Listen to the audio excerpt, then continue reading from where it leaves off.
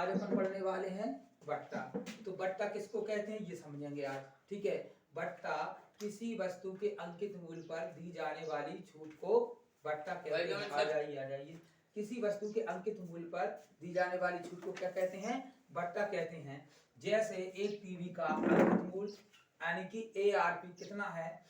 4,500 रुपया है, एवं कोई दुकानदार उसे किसी ग्राहक को 4,000 रुपये में देता है। तो 4,000 रुपये में जब उसने दिया है तो 500 रुपये जो छूट दी गई है उसी छूट को हम क्या कहेंगे? बट्टा कहेंगे, ठीक है। तो अगर छूट कुल 500 रुपये की दी गई है तो ये हमारा क्या कहलाएगा? कुल बट्टा कहलाएगा। क्या कहलाएगा?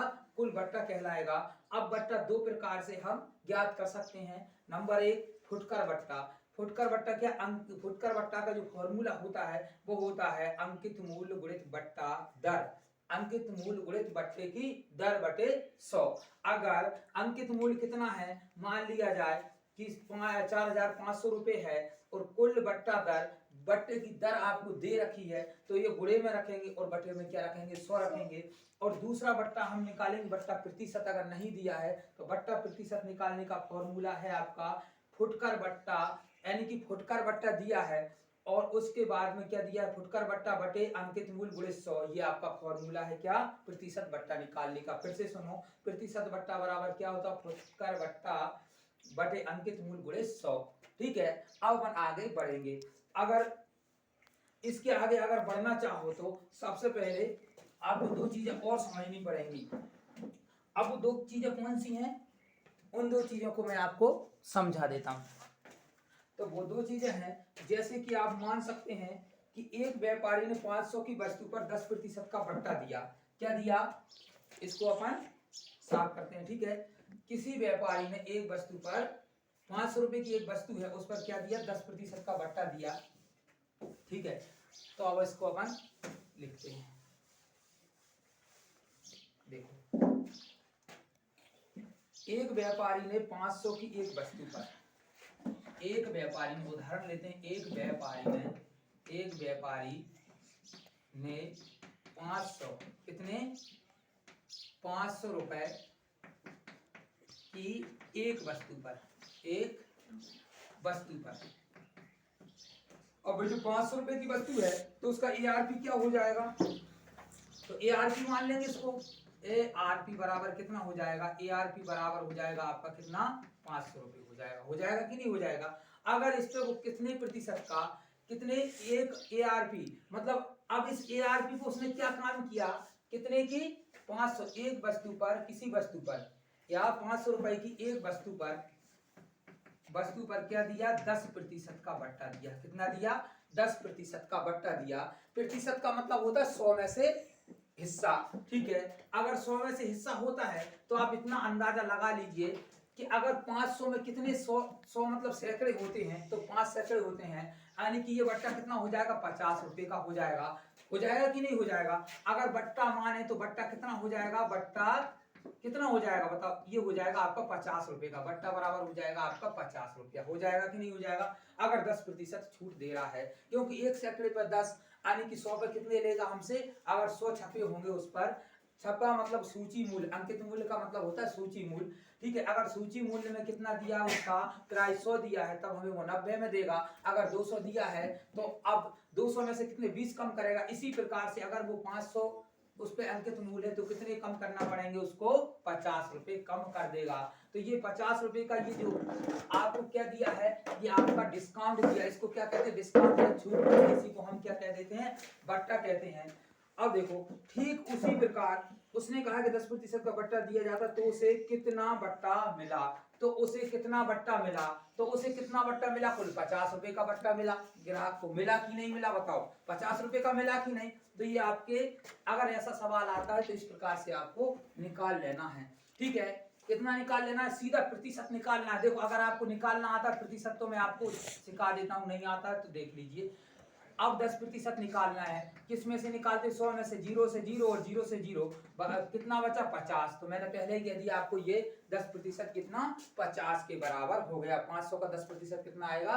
50 आएगा। तो ये कितना है, अगर एक वस्तु 500 रुपए की थी और उसने कितना 10% बट्टा दिया, तो उसने कितना बट्टा दे दिया कुल, तो 50 रुपए का उसने बट्टा दे दिया। बात समझ में आ गई कि नहीं आई? ठीक है, अब आगे बढ़ते हैं। तो अब उसी प्रकार से कह रहा है, तो इसमें ऑप्शन में भी 50 दिया, ये आपका पहला सवाल था। इसी प्रकार से अगर 100 में से 10 का बट्टा दिया जाता है तो ये रुपए 1 में तो 10/100 का बट्टा दिया जाएगा। ठीक है, तो उसी प्रकार से अपन ने तो निकाल ही लिया है। अब आगे बढ़ते हैं दूसरे की ओर। देखो अगर दूसरा एग्जाम्पल ले तो 7000 के बीजक पर क्या है, 7000 के बीजक पर कोई वस्तु 7000 की है।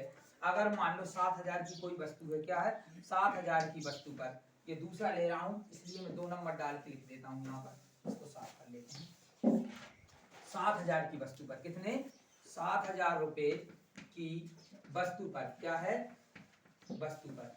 अगर कोई वस्तु का अंकित मूल्य कितना है, 7000 है, तो 7000 की वस्तु पर क्या करेंगे हम, 7000 रुपए की वस्तु पर 10% का बट्टा दिया। कितना दिया, 10% का क्या दिया, बट्टा दिया। कितना दिया, 10% का बट्टा दिया।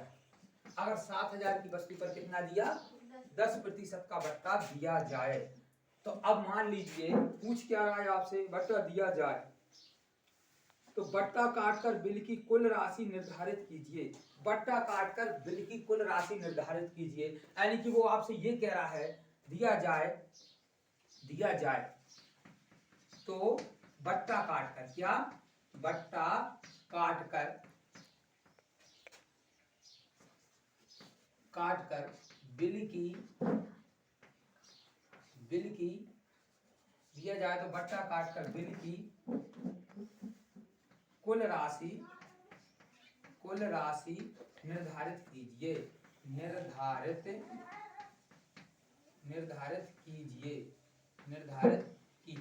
इतनी बात आपको समझ लेना है कि जब आपको 7000 रुपये कितना बट्टा दे रहा है, बोली कितना दे रहा है, तो आपको दे रहा है वो 10%। तो कितना निकाल लेंगे, 7000 का 10%, और प्रतिशत निकालने का फॉर्मूला, कुल जो आपको अंकित मूल्य दे रहा है बटा प्रतिशत निकालने, अंकित मूल्य का हम कितना निकाल लेंगे, 10% निकाल लेंगे। तो ये 0 से 0 कैंसिल और 0 से 0 कैंसिल, कितना बचा, 700 रुपये। अगर इसमें 700 रुपये बट्टा दे दिया तो कुल अंकित मूल्य कितना था, तो अंकित मूल्य माइनस बट्टा बराबर कुल बिल। आपको जो कीमत चुकानी पड़ेगी उसका मतलब कुल बिल। ठीक है, अगर ये 7000 में से आप कितना घटा दोगे, 700 घटा दोगे, कितना घटा दोगे, 700, तो ये आने वाला है आपका 6300 के लगभग आएगा। कितना आएगा, देखो 0 की 0, अगर 10 में 7 गए तो 3 बचे, 1 गया तो 6, और बराबर कितना निकल कर आएगा आपका 6300 रुपया आपका कुल बिल होगा। कितना होगा, 6300 रुपये कुल बिल होगा। इस क्वेश्चन का ये आंसर हो जाएगा। ठीक है, बात समझ में आ गई? तो बिल्कुल बट्टा निकालना बिल्कुल आसान है। फिर से सुनो, अगर 7000 रुपए की वस्तु या 7000 रुपए उसका अंकित मूल्य है और आप देना चाहते हैं उस पर 10% की छूट या बट्टा, तो देने के बाद तो आपको बट्टा काट कर कुल कितने रुपए चुकाने पड़ेंगे, ऐसा आपको समझना पड़ेगा कि बट्टा काटकर कुल कितने रुपए आप ग्राहक से लोगे। तो कितना रुपए आपको ग्राहक देगा, तो ये देगा आपको 6300 रुपए, क्योंकि बट्टा 10% में 700 रुपए आया। 700 रुपए अगर 7000 में से हम माइनस कर देते हैं, अगर 7000 में से माइनस कर देते हैं तो आपके पास निकल कर आता है 6300 रुपए।